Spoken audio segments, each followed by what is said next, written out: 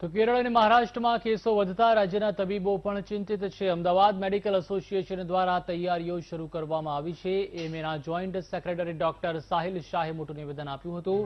એમ દ્વારા વિશેષ ધ્યાન આપવામાં આવી રહ્યું છે। કેરળ અને મહારાષ્ટ્રમાં વધેલા કેસમાંથી કયો પ્રકાર છે તેનો અભ્યાસ પણ હાલમાં ચાલુ છે। ડેલ્ટા અને ડેલ્ટા પ્લસના કારણે કેસો સતત વધી રહ્યા છે। અમે સરકારને પહેલા પણ ચેતવણી આપી હતી અને હવે પણ કહીએ છીએ, તહેવારો પર ખાસ ધ્યાન આપવાની જરૂર છે।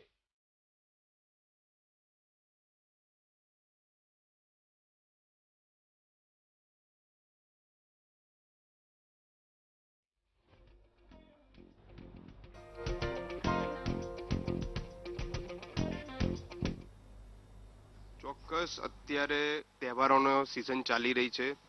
કાલે જન્માષ્ટમી છે, નજીકના સમયમાં ગણેશોત્સવ આવી રહ્યો છે, પર્યુષણ છે, પછી ઓક્ટોબર મહિનામાં નવરાત્રી, દશેરા અને પછી દિવાળી, સૌ કોઈ તહેવારો આવી રહ્યા છે। શ્રાવણ મહિનાનો છેલ્લો સપ્તાહ ચાલી રહ્યો છે। મારી નમ્ર અપીલ છે સૌ કોઈ નગરજનોને કે તહેવારો ચોક્કસ ઉજવવા જોઈએ, પણ તમે ઘરે રહી, તમારા સગા સંબંધી સ્નેહીજનો જોડે રહી એસએમએસનું પાલન કરી તમે તહેવારો ઉજવો, જેનાથી બહાર ખોટા મેળાવડા ના થાય અને ખોટી ભીડ ના થાય, જેનાથી આપણે ત્રીજી વેવની ભીતિ જે અત્યારે સેવી રહ્યા છે એ સાચી પડે।